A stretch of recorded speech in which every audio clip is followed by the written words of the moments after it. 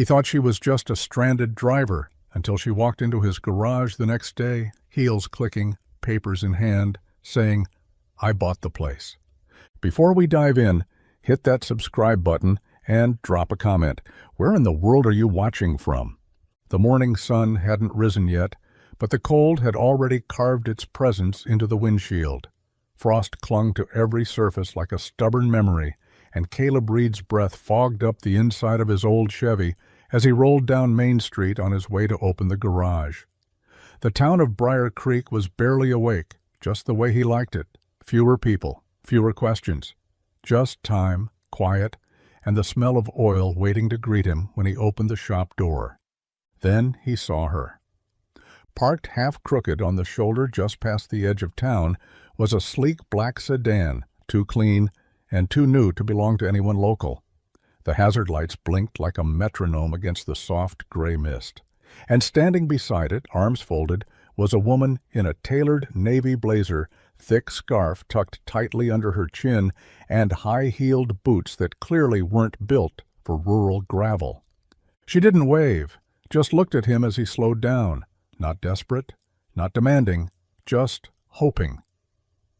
Caleb pulled over without thinking, habit maybe, or instinct, or that still small voice his mama once told him to listen to, the one that says, "Help her, no strings." He stepped out, boots crunching over thin layers of frost. "Battery?" he asked. The woman nodded. "Won't turn over. Tried twice. Thought the steering wheel was going to lock up on me." Her voice was smooth, practiced. She sounded like someone used to boardrooms and Bluetooth headsets, not jumpstart cables and roadside favors. He opened the back of his truck, grabbed the portable starter, and walked over without another word. She watched him closely, probably wondering if he was going to ask for money first. He didn't.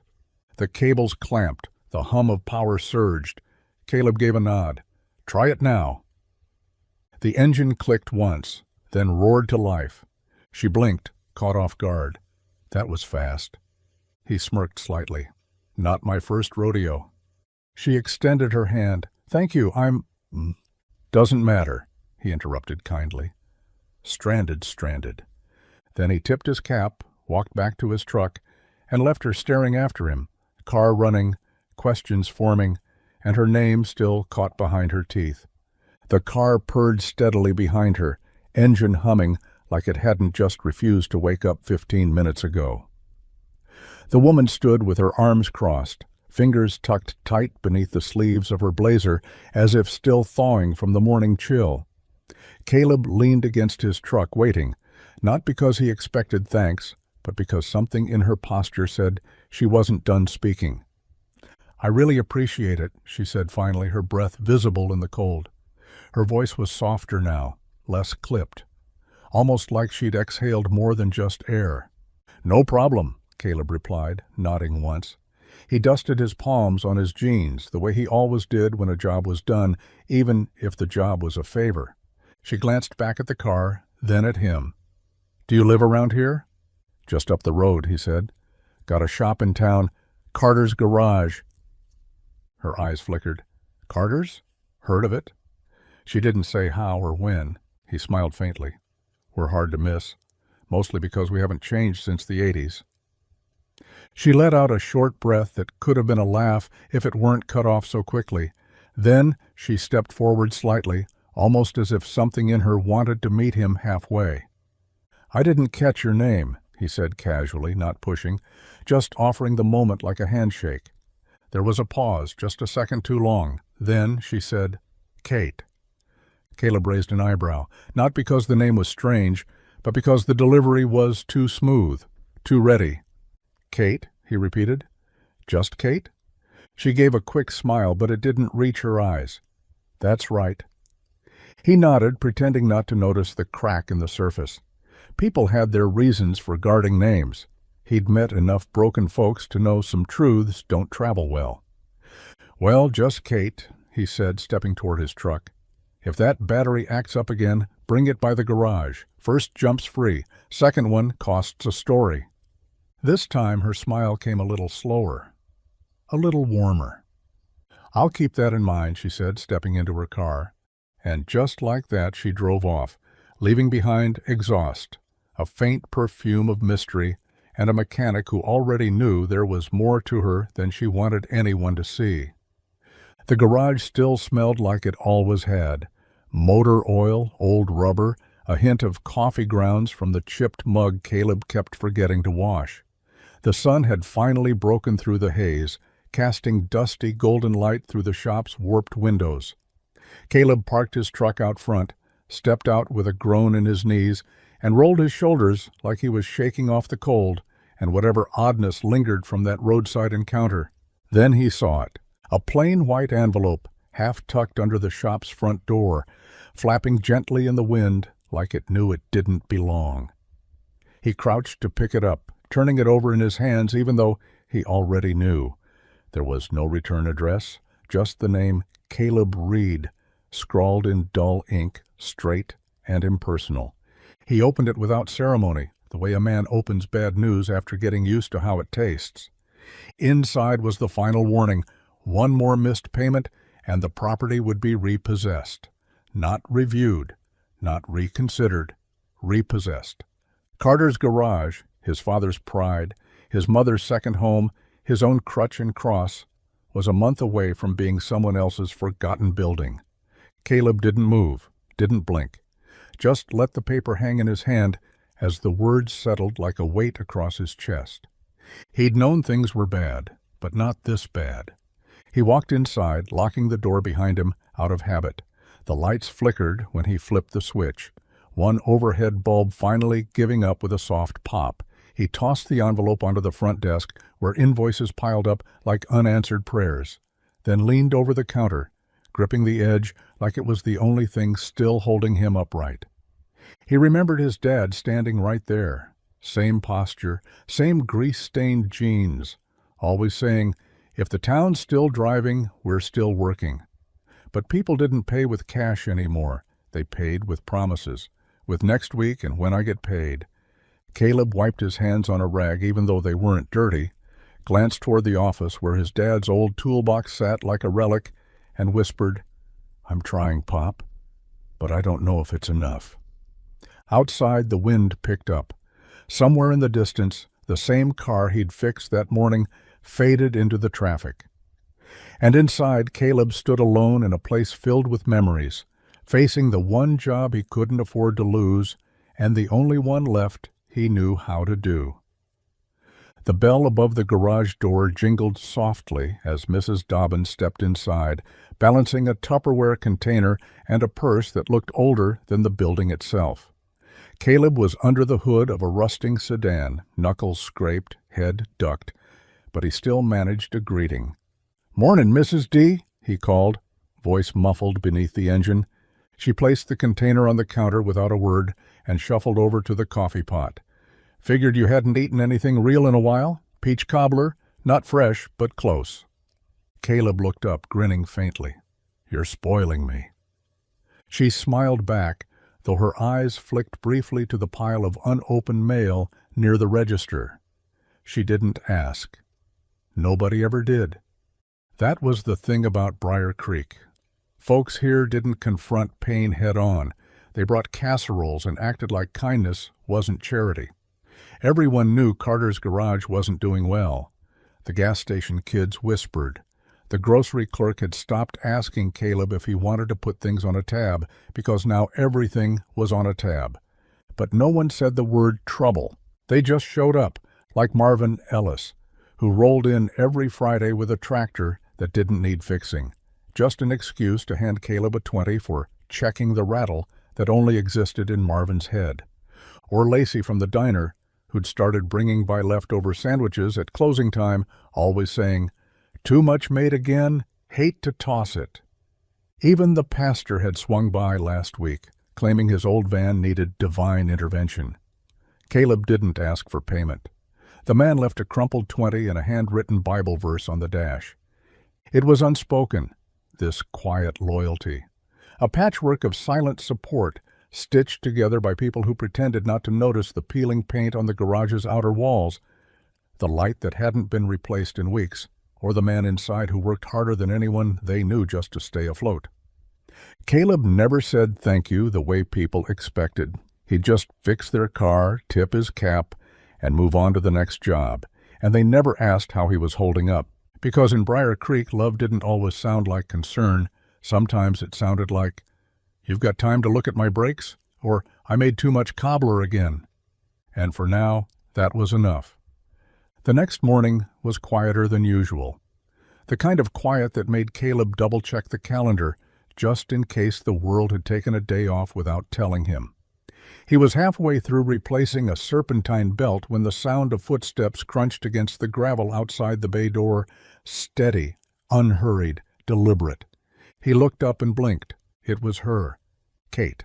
Only not the Kate from the day before. This Kate wasn't dressed for a board meeting or a showroom. She wore jeans, a faded hoodie, and sneakers that had seen better days. Her hair was pulled into a loose bun, and instead of a designer bag, she held a clipboard tucked under one arm and a takeaway coffee in the other. She looked like someone who belonged, and that's what threw him. "You again," Caleb said, wiping his hands on a shop rag, eyes narrowing, not with unkindness but curiosity. Kate smiled faintly. "Didn't think I'd come back? I figured you had a private driver waiting somewhere." She smirked. "Not today." She stepped closer, letting her eyes scan the garage, not in awe, not in judgment, but like she was making notes in her mind. Caleb noticed it immediately. People who were just passing through didn't look at a place like that.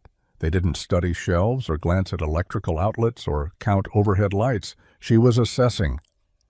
"You need something?" he asked, motioning to the clipboard. "Just a few questions," she said. "About how many cars you take in a week, overhead, inventory turnover, engine rebuilds, cost of equipment upgrades, that sort of thing." Caleb stared. "You buying stock in spark plugs?" Kate tilted her head. "Just curious. People aren't usually curious about my rent breakdown unless they're about to raise it." Her smile was too careful. "Or help pay it." That caught him. He didn't say anything, but something shifted in his posture, like he'd just heard thunder on a cloudless day. Kate looked around again, this time slower. "Mind if I take a look around?"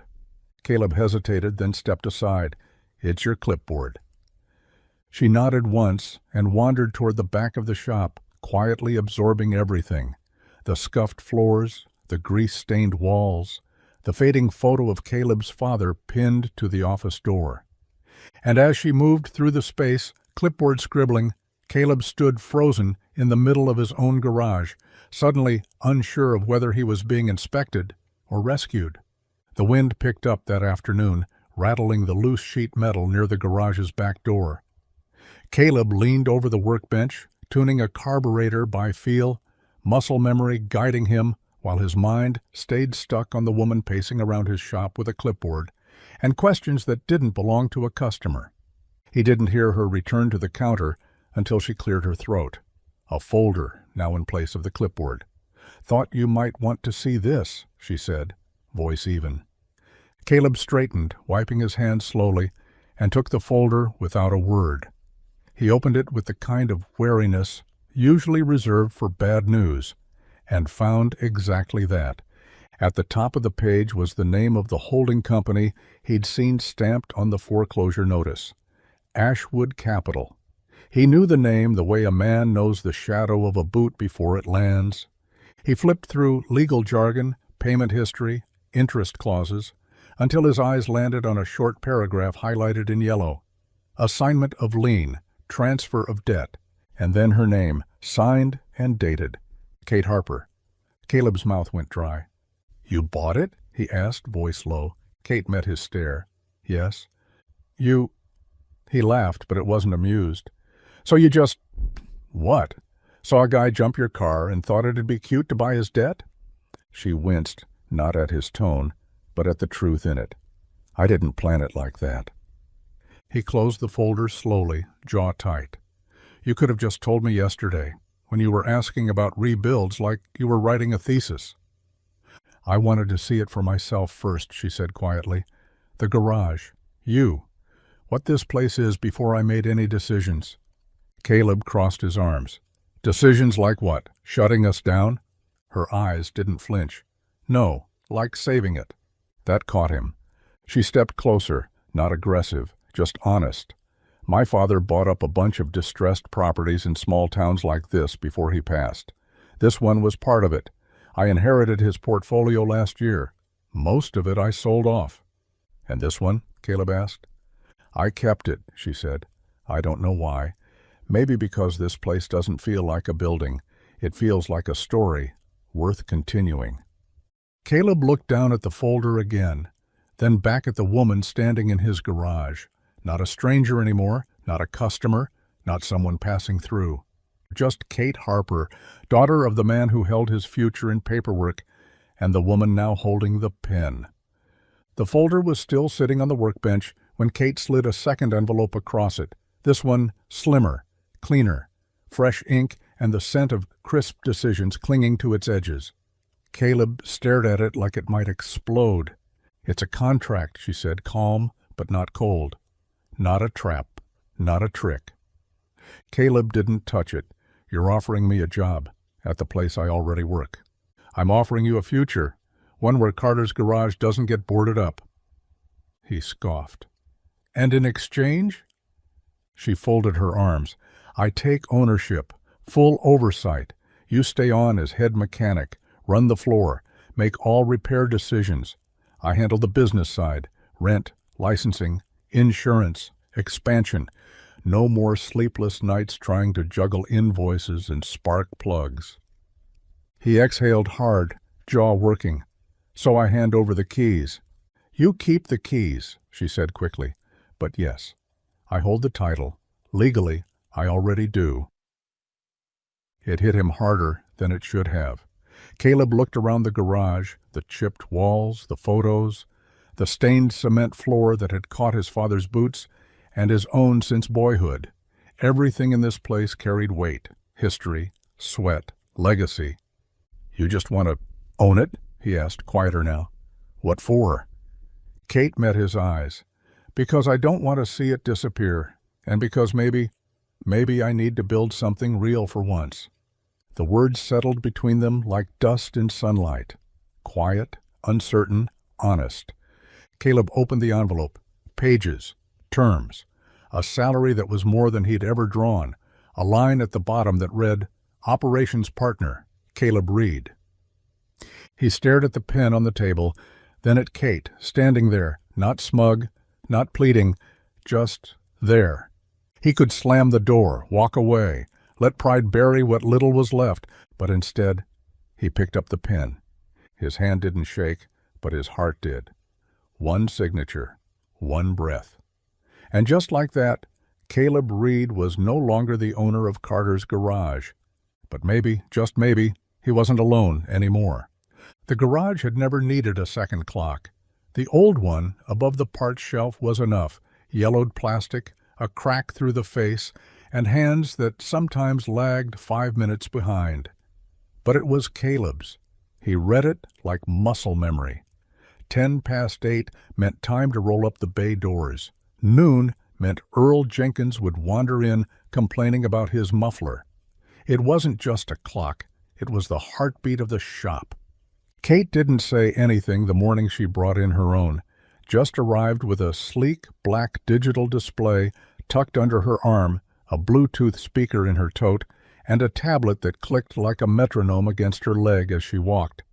She mounted her clock near the office door, centered, polished, precise. It glowed silently, counting minutes like they were money. Caleb noticed it the moment he walked in. That's supposed to tell me when my lunch break is? He asked, a rag slung over his shoulder. Kate didn't look up from her screen.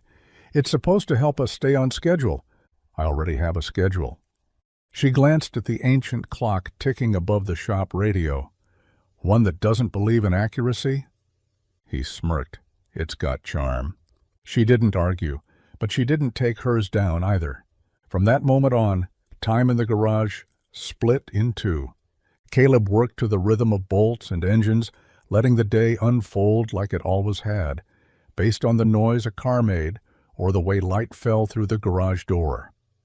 Kate moved in blocks and alarms, color-coded charts, and calendar invites. She scheduled lunch meetings he never showed up for. He stayed late fixing a generator she didn't even know was broken. They tripped over each other constantly, Kate asking for quarterly numbers while Caleb was elbow-deep in carburetor grease, Caleb muttering about her organizing the soul out of the place while she tried to streamline customer intake. Still, she showed up every morning, coffee in hand, notes prepared. And he unlocked the door without fail, radio playing, tools laid out like soldiers ready for battle. 2 clocks, 2 worlds, neither one ticking quite the same, but neither one willing to leave. The sign still said Carter's Garage, but the town no longer treated it like a given. Now it was a conversation, a debate, a question whispered across diner booths and grocery aisles. "You been by the shop since she took over? Caleb still running things, or is it all barcodes and spreadsheets now?" Half of Briar Creek showed up out of loyalty. Old-timers, former classmates, folks who remembered Caleb's father patching their brake lines for a handshake and a slice of pie. They'd walk in nodding at Caleb, offering sideways glances at Kate, as if she were a city inspector with a clipboard and no soul. They still paid in cash, refused receipts, and left with a muttered, "Don't let her change too much." The other half were newer faces, young couples from the subdivision on the East End, tech-savvy small business owners, the real estate agent with the Bluetooth in her ear. They walked in excited about the digital check-in system Kate had installed, impressed with the fresh coffee station in the waiting room, relieved they could finally book an appointment online.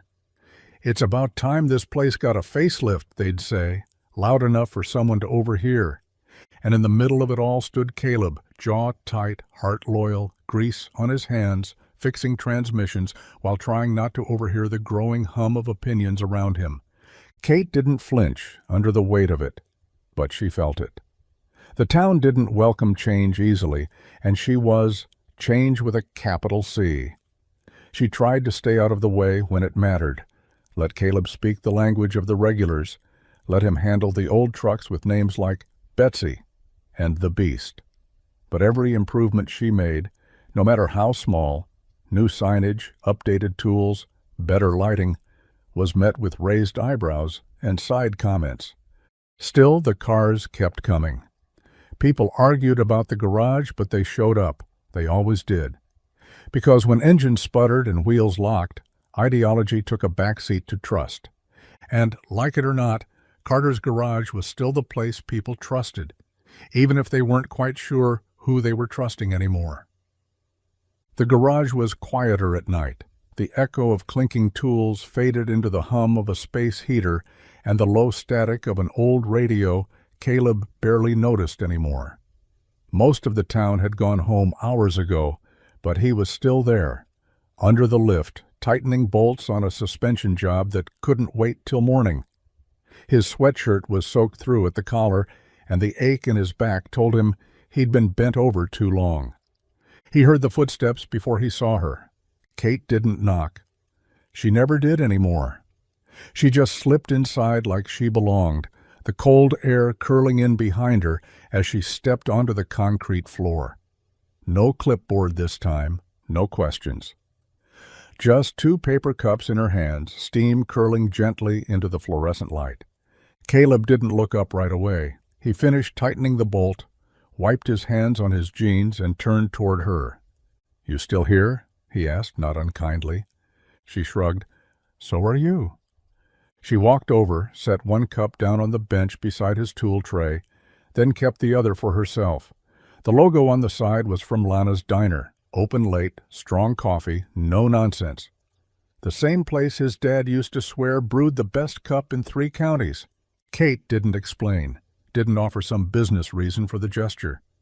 Just took a slow sip and leaned against the opposite workbench, looking up at the old license plates nailed along the walls. Caleb stared at the cup for a moment, then, without saying a word, picked it up and took a sip. The silence that followed wasn't awkward. It was a shared one. the kind that settles between two people who've fought their corners, worn down their edges, and finally stepped into the middle. Kate set her cup down gently. The heater in my apartment clicks like a metronome. Couldn't sleep.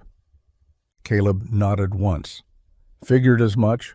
No thank yous, no apologies, just the sound of tools cooling on metal and two people breathing in the same space, neither trying to win, just trying to stay. And in that quiet, something softened, not enough to name, but enough to matter. It started with a joke. Kate stood near the tool bench, arms crossed, watching Caleb disassemble the carburetor from an old '87 Bronco like it was second nature. She tilted her head, brow raised. "You make it look easy," she said, half teasing. Caleb glanced up, the corner of his mouth tugging. "It's not magic, just metal and patience." She shrugged. "Then teach me." He blinked. "You serious?" She nodded, stepping closer. "Unless you're afraid I'll show you up." He handed her a wrench without another word. For the next hour, the garage filled with the sounds of clanking metal, muffled curses, and the occasional burst of laughter as Kate tried, and failed, to navigate the delicate insides of the carburetor. Her manicure, long forgotten, chipped away with every twist. Grease streaked across her hoodie, and by the third dropped screw, she was biting her lower lip like it might help steady her hands. "This part hates me," she muttered, frowning at a stubborn jet valve. Caleb leaned beside her, guiding her fingers gently. "It's not about force, it's about feel. Machines don't respond to brute strength. They respond to attention." She looked sideways at him. "Is that your philosophy for everything?" He didn't answer, just watched as she slowly, carefully, slid the valve into place. When it finally clicked, her face lit up. "That's it?" "That's it," he said. She exhaled, blowing a strand of hair out of her face. "You make this look so damn graceful." "That's because I've been doing it since I was 12. Kate wiped her hands on a towel, leaving dark smears. "I've never fixed anything," she admitted. "Not a toaster, not a table, definitely not a car." Caleb looked at her for a long beat. First time for everything. She smiled then, not the polished kind, not the PR-trained kind, but the kind that reached all the way up to her eyes and crinkled the corners. There, surrounded by bolts, grease, and the smell of fuel, she didn't look like the woman with contracts and control.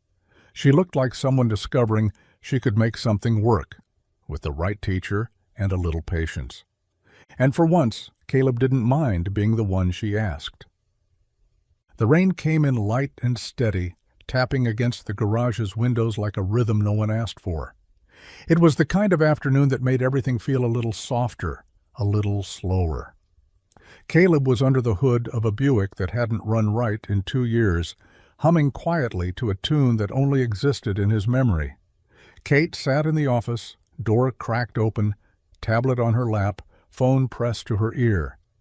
He wasn't trying to listen. He never did.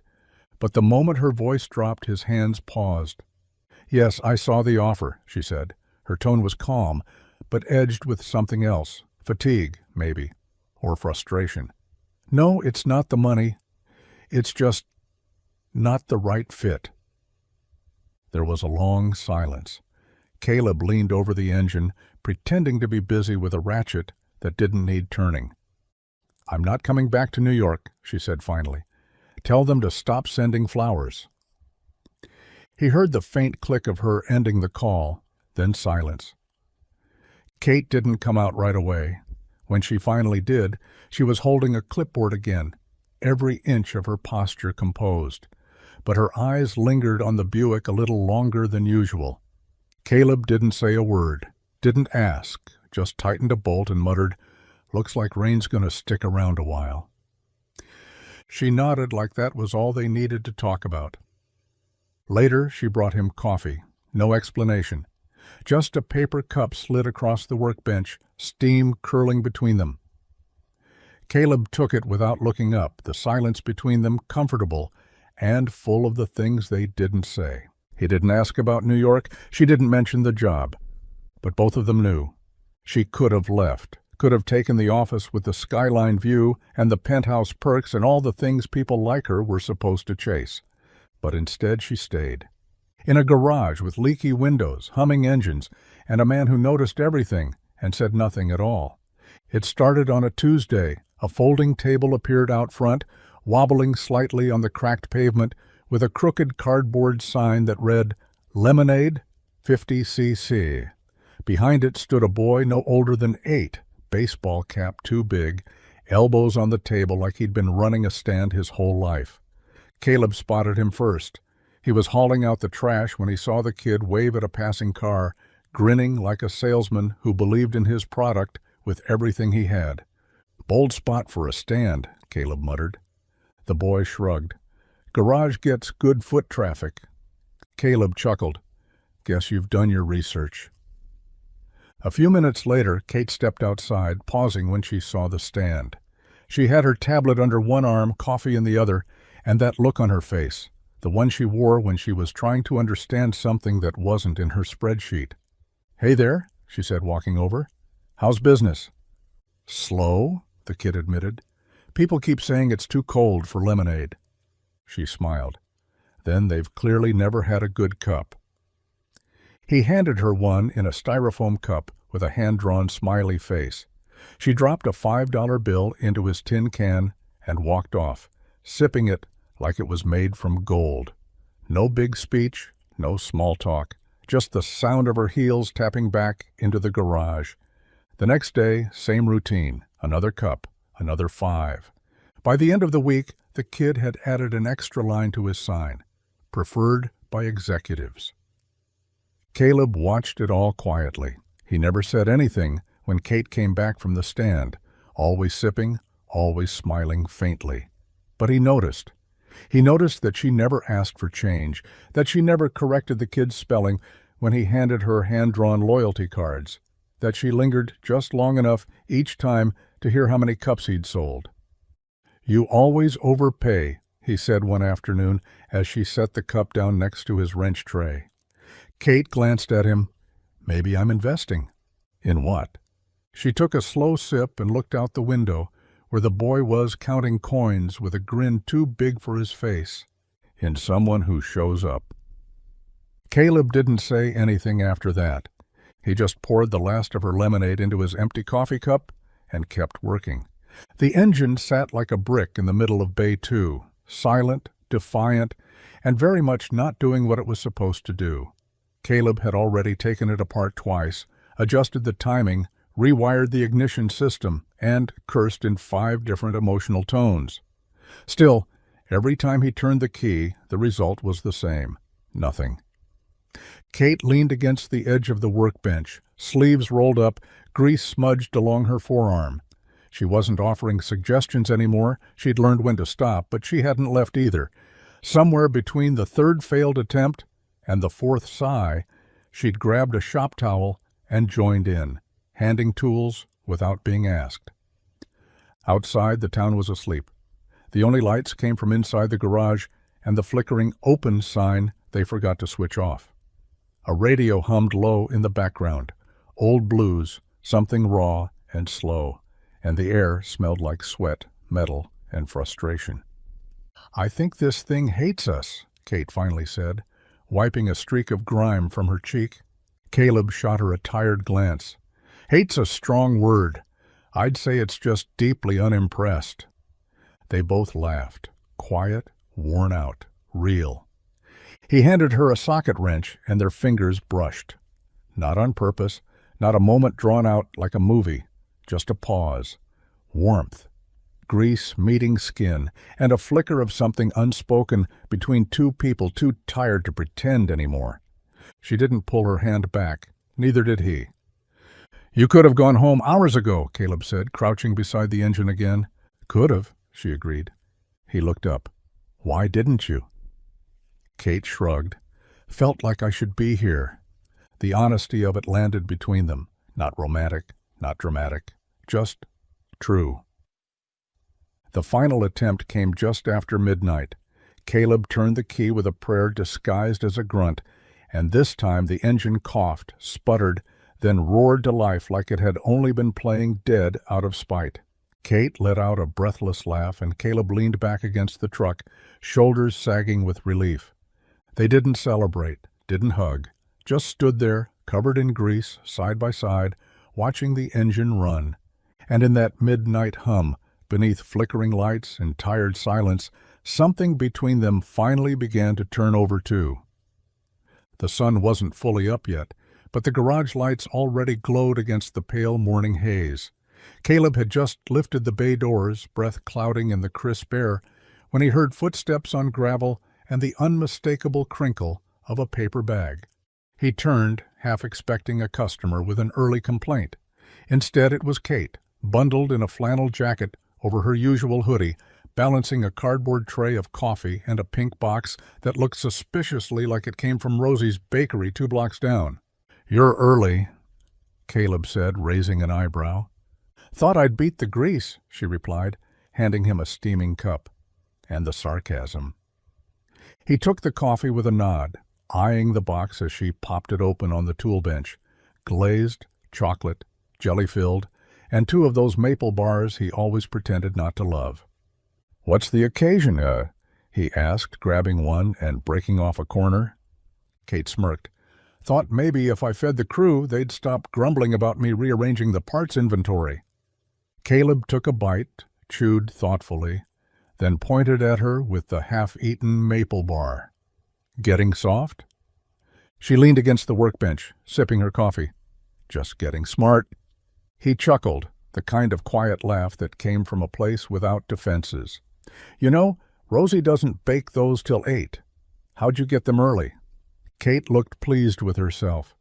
"Turns out if you buy coffee there every morning for 3 weeks and tip big, she starts slipping you the good stuff out the back." Caleb shook his head, smiling in spite of himself. "You're dangerous when you get resourceful." "Only when I'm highly motivated," she said, eyes twinkling over her cup. They stood there for a moment, watching the steam curl off their drinks, the garage slowly waking behind them. No meetings, no tension, just the smell of sugar, caffeine, and motor oil in the morning air. And though neither of them said it, the donuts were more than a peace offering. They were proof she was still here, still trying, and that somehow meant more than either one was willing to admit. The day started like any other.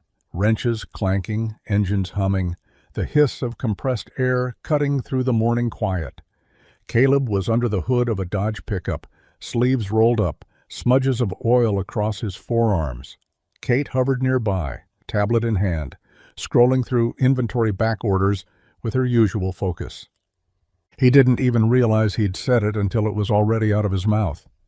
"Kate, can you grab me that torque wrench?" She froze mid-scroll. Not boss, not ma'am, just Kate. It was simple, casual, but it landed differently than any title she'd worn since she walked into that garage. She glanced at him, eyes narrowing slightly, not in irritation, but like she was trying to replay the moment in her head. Confirm he'd really said it. He didn't look up, just kept working, waiting for the tool like he'd said it that way 100 times before. She set down her tablet, picked up the wrench, and walked it over without a word. But when she handed it to him, her fingers lingered just a second longer than necessary. "Here you go," she said softly. "Thanks," he replied, still focused on the bolts, still pretending like it wasn't a shift. But it was. She could feel it. That name, her name, spoken not like a title, not like an obligation, but like something familiar, something earned. For weeks, she'd been ma'am when he was annoyed, boss when he was humoring her. Both said with just enough grit to remind her that she hadn't been invited into this world. She'd bought her way in. But Kate was different. It didn't draw a line between them, it crossed one. She returned to her spot by the office, sat down slowly, and tried to focus on the numbers. But the page kept blurring. Her mind kept circling back to the sound of her name in his voice. Plain, honest, uncomplicated, and somewhere deep in her chest, something warm settled in. A quiet sort of joy she didn't quite know what to do with yet. But she knew one thing. She liked the way it sounded more than she'd ever admit. The flyer sat on the workbench for 3 days. Bright red lettering, smudged from grease-stained fingers. Briar Creek Community Cookout. Saturday at 5. All welcome. Someone had left it on the front counter, probably Lacey from the diner, who never missed a chance to feed a crowd. Caleb hadn't mentioned it to Kate. Neither had anyone else. Kate saw it anyway, saw how the other customers chatted about it while she passed by, saw the way conversations quieted when she entered a room. She figured the invitation extended to everyone but her. Saturday afternoon came, and she was still in the office. Dressed down, yes, but not planning to go. She told herself she had reports to finish. In truth, she didn't want to show up and find out she'd been right, that she didn't belong. Then the knock came, a slow, polite tap on the frame of the open door. Caleb stood there, leaning against it like he wasn't asking for anything. "You ready?" he asked. Kate blinked. "For what?" He tilted his head toward the lot. "Cookout, you're coming." She hesitated. "I wasn't planning on it." "You are now." She didn't argue, not really. Just stared at him for a second, heart oddly louder than it should have been. Caleb's truck was an old Chevy with a dented passenger door and a dash that smelled faintly of motor oil and mint gum. As she climbed in, her knee brushed the worn-out upholstery and her hand gripped the handle that didn't fully latch. He didn't apologize for the mess. She didn't expect him to. They drove mostly in silence. Windows down, country music low, fields on either side golden and waving like a welcome mat. When they pulled up to the park, the place was already buzzing, kids chasing each other, grill smoke curling into the air, laughter rising like it belonged to another time. People turned when they saw Caleb. Then they saw her. For a heartbeat, Kate almost opened the door to climb right back into safety. But then Caleb said, "They just need a minute, and maybe a plate of ribs." And when he offered his hand, grease still under his nails, she took it. That night, Briar Creek saw her differently, not as the outsider, not as the woman with the clipboard, but as the one who showed up anyway, and maybe that was all it took. The barbecue had settled into that golden hour lull, the grills cooling, kids sticky with lemonade and dust, the chatter mellowed into low hums. Someone had dragged out a beat-up speaker and set it on a picnic table near the edge of the field. It crackled at first, then eased into a slow country song with a steel guitar that sounded like memory itself. Kate was nursing a sweet tea, sitting on the edge of a picnic bench, watching fireflies blink into existence. Her boots tapped lightly against the grass, just enough rhythm to betray the fact that she recognized the tune. She didn't peg Caleb as the type to notice music like that. She didn't expect what happened next. He walked over slowly, hands in his pockets, eyes soft in the fading light. He didn't say anything, just held out his hand, rough, familiar, waiting. She looked at it, then up at him. "You serious?" she asked, a breath of laughter behind her words. He shrugged. "Music's playing. Seems rude not to." It wasn't a grand gesture, no spotlight, no crowd watching, just a quiet moment, an old song, and two people standing at the edge of a community cookout where no one really danced anymore. But they did. Kate took his hand. Caleb pulled her gently into the open grass, where the dirt gave way to rhythm and the breeze carried hints of charcoal and wildflowers. He led without leading, his movements easy, natural, like the two of them had done this before in some other life. She stepped on his foot once, laughed. He didn't flinch. "I haven't danced in years," she murmured. "Neither have I," he replied. Still they moved. No one interrupted, no one teased. A few heads turned, sure, but most just smiled and let the moment exist. Kate didn't think about business plans or contracts. Caleb didn't think about overdue bills or carburetors. They just let the music guide them, let the fireflies light the field, let something quiet and unspoken settle between them. When the song ended, neither one stepped back right away. And maybe they didn't need to. The light snapped off without warning. 1 second, the garage hummed with its usual buzz. the overhead fluorescents flickering like tired stars, the low thrum of a socket wrench in Caleb's hand. The next, silence, darkness, a beat of stillness, followed by a faint click as the radio died mid-song. Kate stood in the office doorway, blinking at the sudden blackout. Did we blow a fuse? Caleb looked up from under the hood, flashlight already in hand. Nope. Town grid's out. Probably the transformer on Mill Street again. Happens every time the wind gets bored. Outside, the clouds had rolled in thick and fast, stretching over Briar Creek like a wool blanket. Rain hadn't come yet, but the air buzzed like it was holding its breath. Well, Kate said, tugging her sleeves down, guess we're done for the day. Caleb smirked. Not quite. 15 minutes later, the two of them sat cross-legged on the floor in the break room, lit by the soft beam of two flashlights propped in empty coffee mugs. Between them sat two steaming styrofoam cups of instant noodles, one beef, one chicken, the kind you only ate when nothing else was working and everything else was too quiet. Kate twirled noodles with a plastic fork. This is probably the least professional dinner I've had in a decade.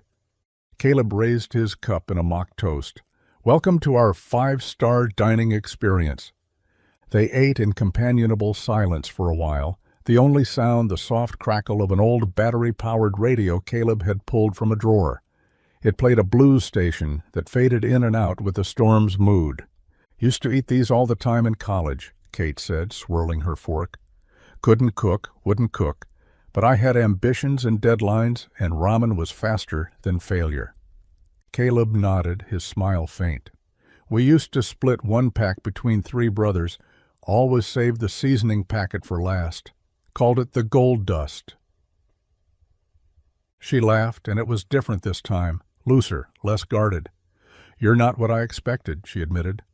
He glanced over, eyes catching hers in the soft glow. You either. The power didn't come back that night, but neither of them left early. Sometimes the dark makes it easier to see. It was early. Too early for the radio, too early for customers, and definitely too early for the tension that settled in Caleb's chest when he spotted the folder on Kate's desk. He wasn't snooping, at least that's what he told himself. The office door was open, the morning sunlight creeping across the concrete floor like an invitation. He had come in looking for the order forms. That was all. But then his eyes caught the bold letters stamped across the top of a plain manila folder. Carter's Garage, redevelopment plans. The words hit like a punch to the ribs. He stared at them longer than he should have, heart slowing into something heavier. Redevelopment. That was the kind of word people used before they tore something down and put up a strip mall, or a wellness spa, or whatever progress looked like in an investor's eyes. He didn't open it, just stood there, one foot still in the hallway, one hand curled tight around the doorframe. Behind him, the creak of boots broke the silence. Kate.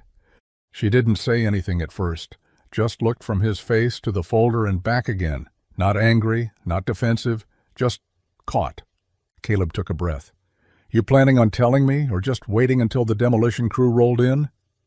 Kate stepped forward, slow and calm, and reached for the folder.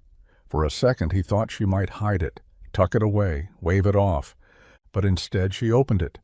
Flipping it toward him, she laid out the contents like cards on a table, drawings, photos, notes scribbled in the margins. There was no corporate logo, no sketches of a new parking lot, no wrecking ball plans. Just a vision, refinished signage with the original name preserved, upgraded wiring, solar panels on the roof, a new break room that wasn't duct-taped together, and right in the center of the draft, head mechanic's office, C. Reed. I wasn't hiding it, she said softly. I was waiting until I could show you the whole picture. Caleb looked up at her, the weight still in his chest, but shifting now, softer. He ran a hand through his hair, exhaling hard. You kept the name, he muttered. Kate nodded. Because it still matters. And suddenly the folder didn't feel like a threat. It felt like a promise. Caleb sat down in the worn office chair, the one with the squeaky wheel and stuffing poking through the armrest. The folder lay open on the desk between them, its contents spread like a confession. Kate stood nearby, arms loosely crossed, not defending herself, just waiting. Waiting for him to see what she'd seen all along. The first sketch was simple. An updated front entrance with new siding, but the same crooked overhang that Caleb's dad had patched a dozen times. Next page, equipment upgrades, new lifts, better lighting. Then the one that stopped him cold. A hand-drawn sign mock-up, Carter's Garage, built on grit, running on heart. Beneath it, in thick red pen, circled twice, preserve the name, honor the legacy. Caleb stared at the words, his jaw tight. Something inside him began to shift, like gears catching after too many years grinding out of sync. "This wasn't what I thought it was," he said quietly. Kate nodded. "I know. I thought you were planning to flip it, tear it down, replace it with something shinier." "I could have," she said. "A dozen investors told me I should." He looked up. "Why didn't you?" She met his eyes, steady and sure. "Because this place means something, not just to you, to this town, to me too, now." Caleb sat back, letting the pages wash over him. There were notes scribbled in the margins, questions about storage, possibilities for a community training program, even ideas for a customer loyalty wall. And in the corner of one page, written so small he almost missed it, "Let Caleb lead the rebuild. He knows the heart of this place." He swallowed hard. All this time he'd been guarding the past, thinking she was there to erase it, but she hadn't come to replace the story. She'd come to help write the next chapter. When he finally spoke again, his voice was low. "You really think this can work?" Kate smiled, not the polished one she wore at meetings, but the kind that cracked through when something mattered. "I don't just think.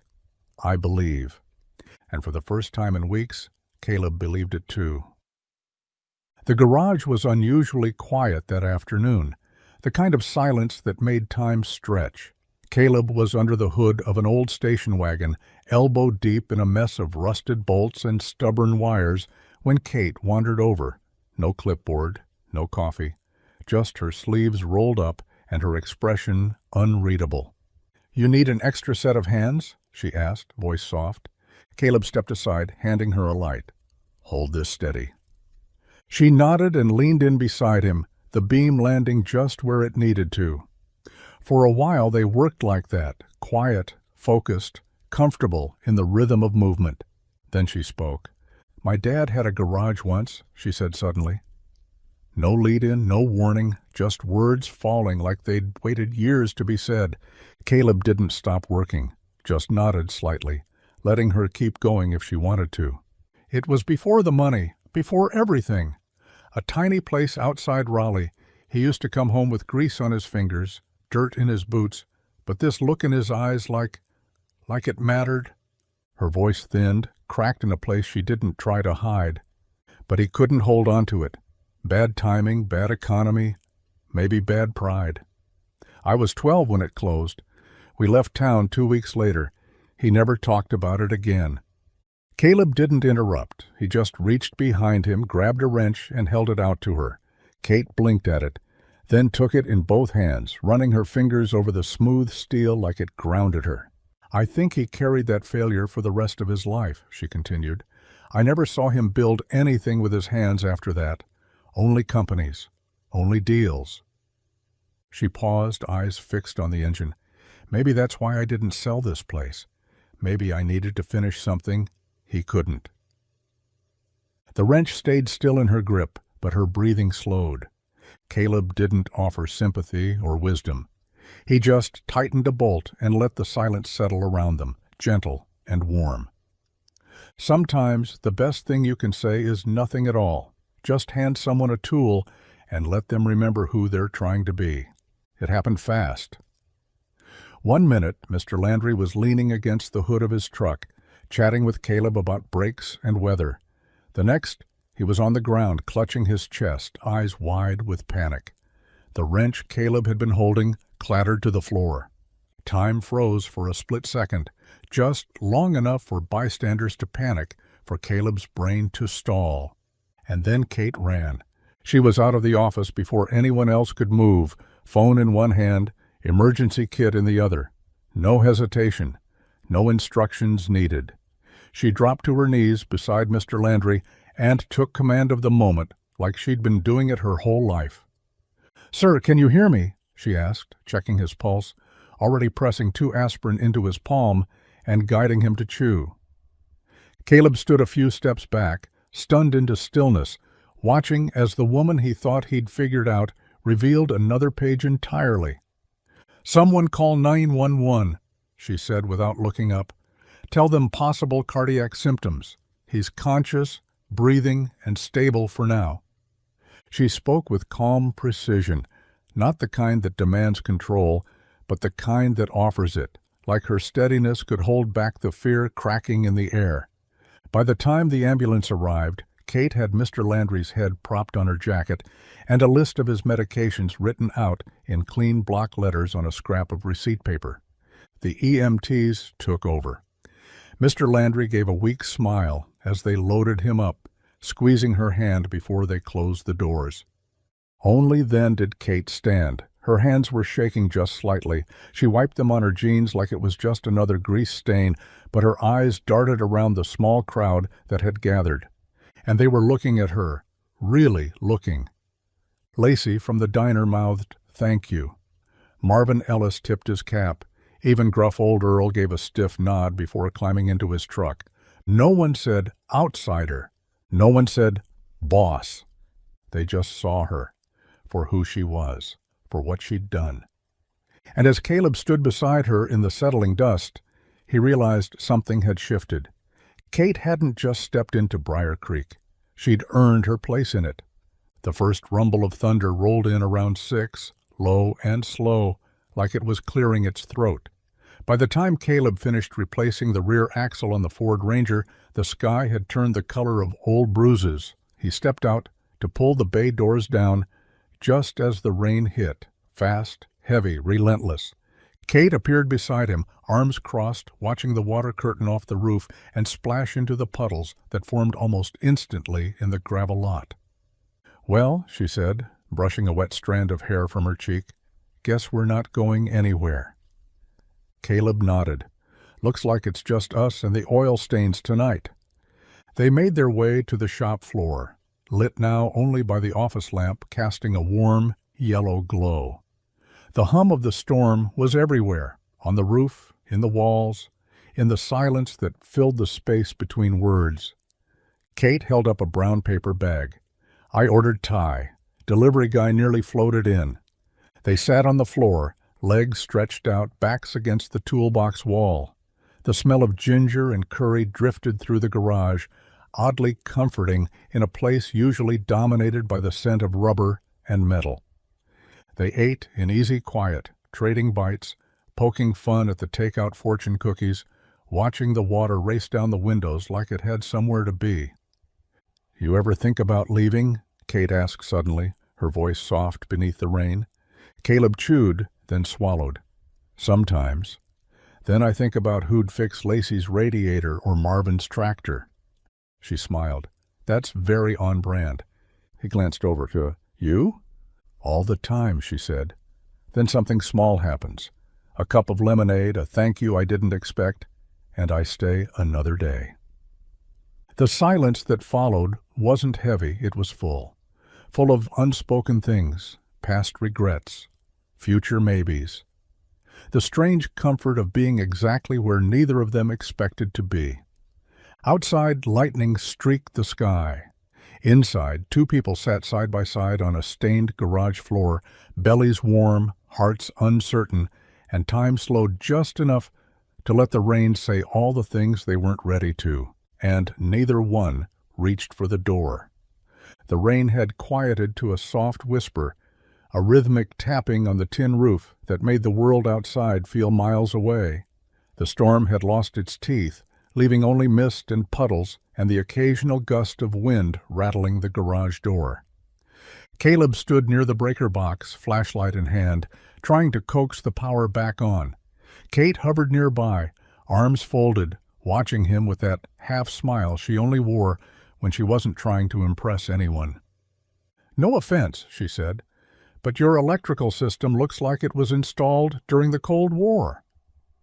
Caleb chuckled, flipping a switch that did absolutely nothing. None taken. It probably was. He turned to hand her the flashlight, beam angled toward the floor. She reached out for it, but her fingers met his instead. Warm, steady, familiar. After all the grease and thunderstorms and takeout dinners, neither of them moved. For a heartbeat, the world held its breath, and then Kate leaned in. It wasn't rehearsed. It wasn't perfect. Her hand brushed against his chest, his breath caught somewhere between his ribs, and the kiss landed soft and quiet, like it had been waiting for the storm to pass. There was no dramatic music, no fireworks, just the hum of the rain, the scent of motor oil and lemongrass, and the feeling of something finally falling into place. When they pulled apart, neither spoke right away. Caleb blinked, the flashlight now forgotten in his hand. "Was that part of the redevelopment plan?" he asked, his voice low, amused, maybe a little shaken. Kate smiled, small, real, the kind that settled into her eyes and stayed there. "No, that one kind of snuck up on me." He nodded slowly. "Yeah, me too." Outside, the rain picked up again, like it had changed its mind about leaving. Inside, they stayed exactly where they were, close enough to feel the warmth still lingering, the air between them charged not by weather, but by something far more dangerous: hope. It was supposed to be just another Tuesday. Kate had spilled coffee on an invoice, Caleb had teased her about her handwriting, and somehow they'd both ended up laughing so hard in the middle of the garage that neither noticed the bell above the door ring. Lacey from the diner had stopped by to drop off pie, blueberry, still warm. She stood near the entrance, phone in hand, smiling as she snapped a photo before either of them could straighten up or remember to care how they looked. Kate, leaning against the counter, her head thrown back in laughter. Caleb beside her, hand on a wrench, grease on his cheek, eyes lit with something lighter than he'd carried in months. The next morning, the photo was online. Small-town mechanic and his CEO boss, Briar Creek's unlikely power duo, has the whole town talking.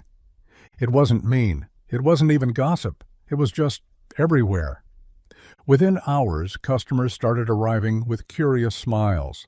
Someone stuck a printout of the article on the community board next to the cash register.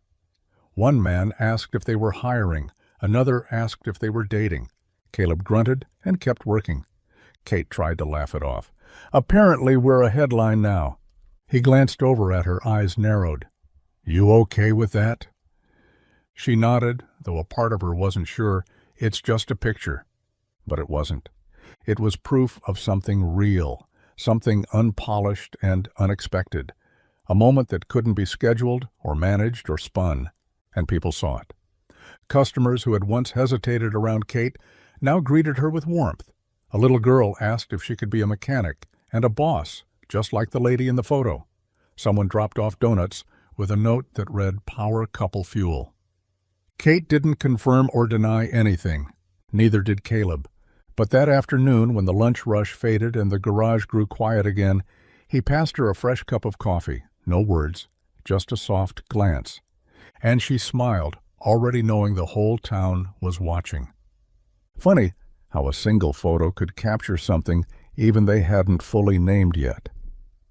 The phone buzzed on Kate's desk just after sunset, long after the last customer had pulled out of the lot and the garage had returned to its usual hush. Caleb was in the back, replacing brake pads on a Chevy that had seen better decades. The radio played softly, old country murmuring through static. Kate glanced at the screen. David Callahan. She didn't move at first, just stared at the name like it belonged to a ghost. Then she picked up the phone and stepped outside, into the cool evening air that smelled of rain-soaked asphalt and distant wood smoke. "David?" she said, voice tight but steady. "Kate." His tone was too smooth, too familiar. "Still dodging the spotlight, I see."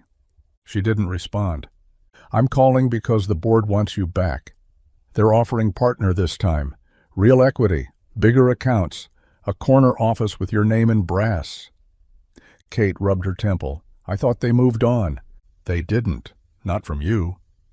Silence. "Come back," he said. "You don't belong in some half-dead garage in Nowhereville. You belong in a place where people wear suits, not coveralls." Her jaw clenched. "Funny, I've met more honest people in coveralls than I ever did in conference rooms." "You're better than this, Kate." "I'm different than this," she corrected, softer now. He sighed. "Don't make this about pride." "It's not," she said. "It's about peace. And I didn't have any when I was with you, or with them." She hung up before he could say more. When she walked back inside, her face was unreadable. Caleb looked up from the workbench, catching the faint edge of something in her eyes. Sadness, maybe. Or anger. Or both. "Everything okay?" he asked casually, like he wasn't already bracing. Kate nodded. "Just the past trying to sell me my old life back." He didn't press, just handed her a rag to wipe the grease off a toolbox she hadn't even noticed was dirty. She wiped it anyway, and with every pass of her hand, she felt a little more sure that the life she'd almost gone back to wasn't worth trading for the one she was quietly building here. The days that followed felt quieter, not in sound. Engines still roared, tools still clanked, but in all the spaces in between. Caleb worked like always, but he didn't linger by the office. Kate still showed up on time, but she stopped bringing coffee for 2. She hadn't told him yet. Not in words, but something in the way she triple-checked her calendar, the long phone calls taken just out of earshot, and the stack of folders growing on her desk. It was clear she was weighing her old world against this one. On Thursday, she found him tightening lug nuts on a Ford that rattled every time it blinked. She stood there a moment, watching him work, before she finally said it. "I got the offer in writing," she said. "New York, partner track. It's everything I wanted." He didn't look up, just kept twisting the wrench.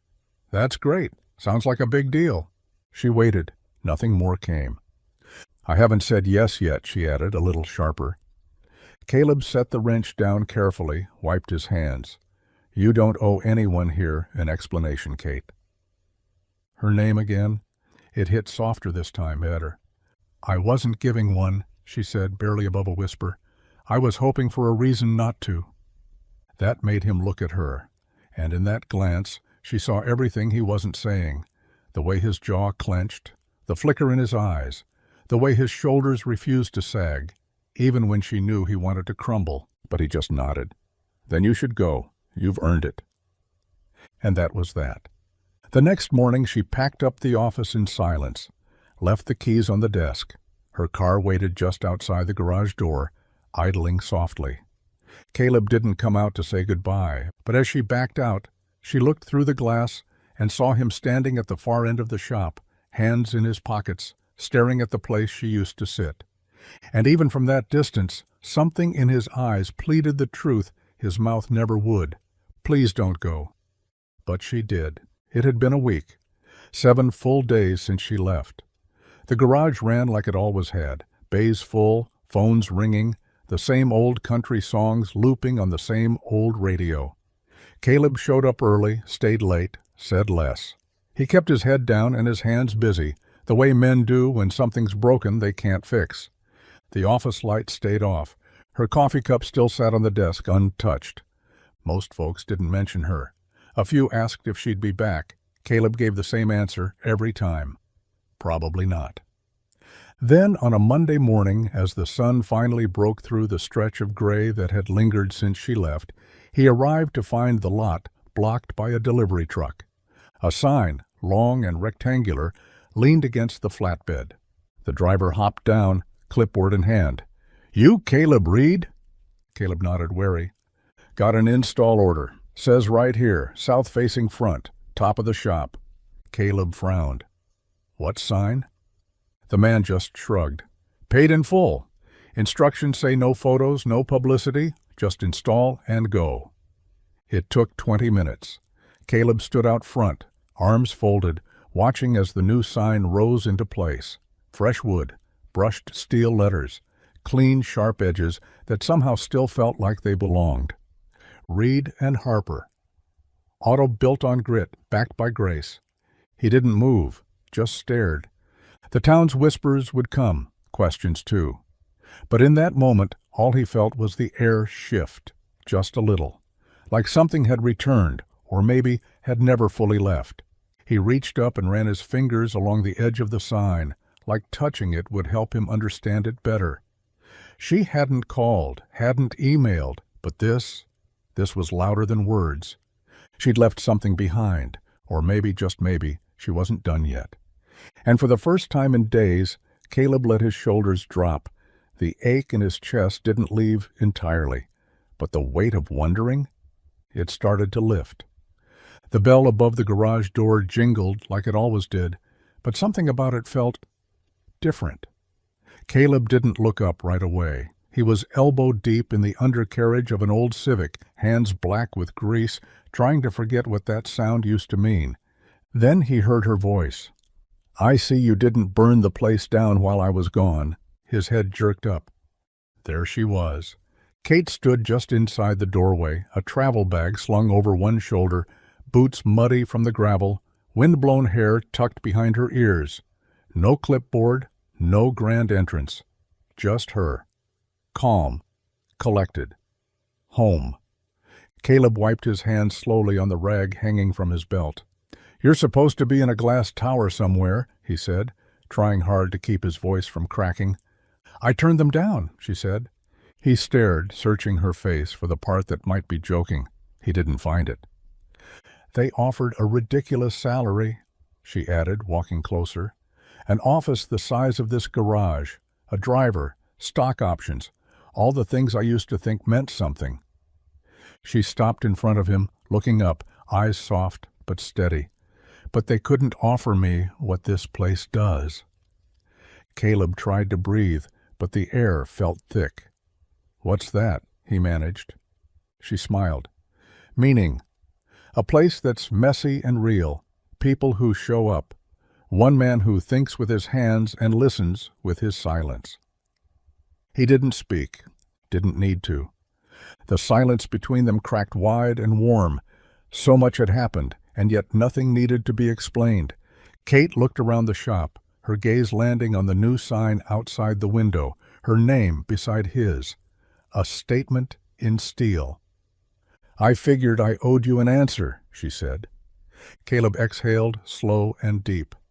"I already got it." And just like that, the air shifted again, not because something ended, but because something, finally, had begun.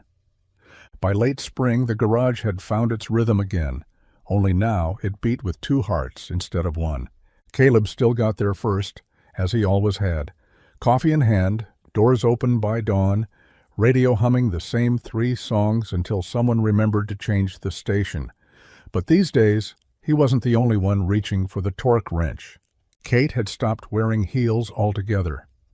Her manicure had surrendered weeks ago, and her blazer now lived permanently in the back office, untouched.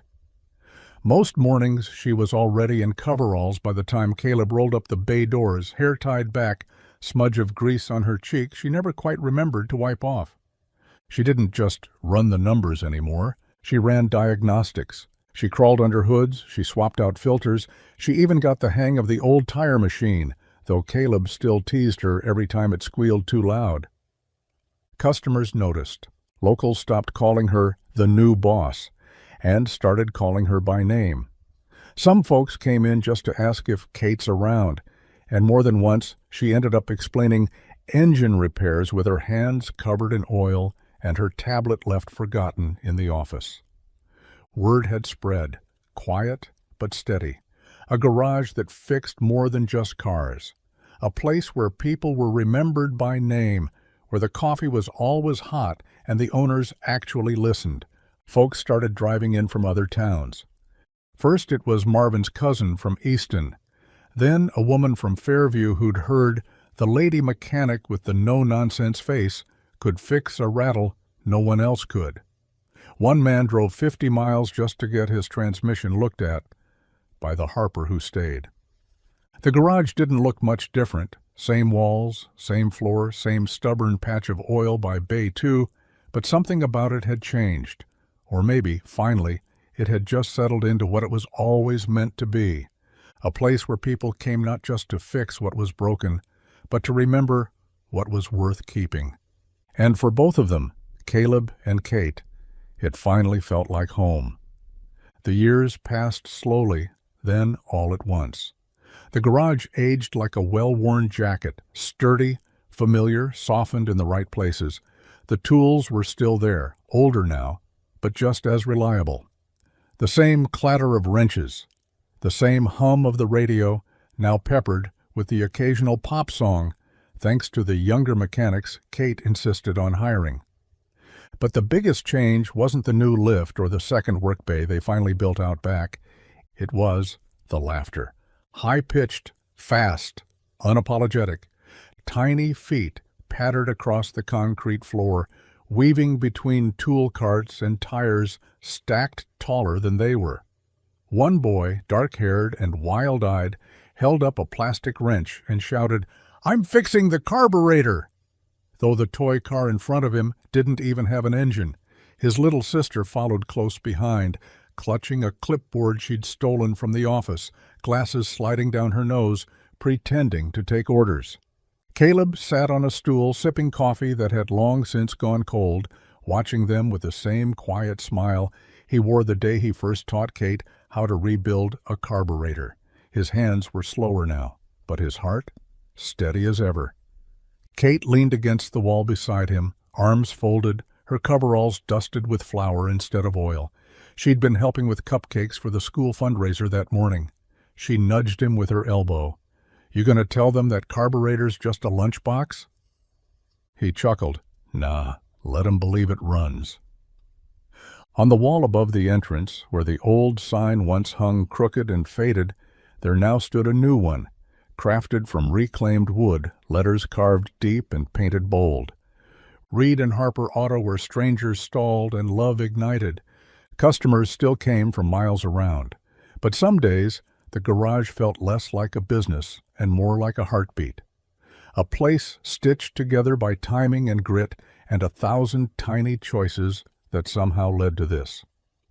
Not a fairy tale and not a dream, just a real working machine called family, messy, loud, beautiful, and running smoother than anything they'd ever built with bolts and grease.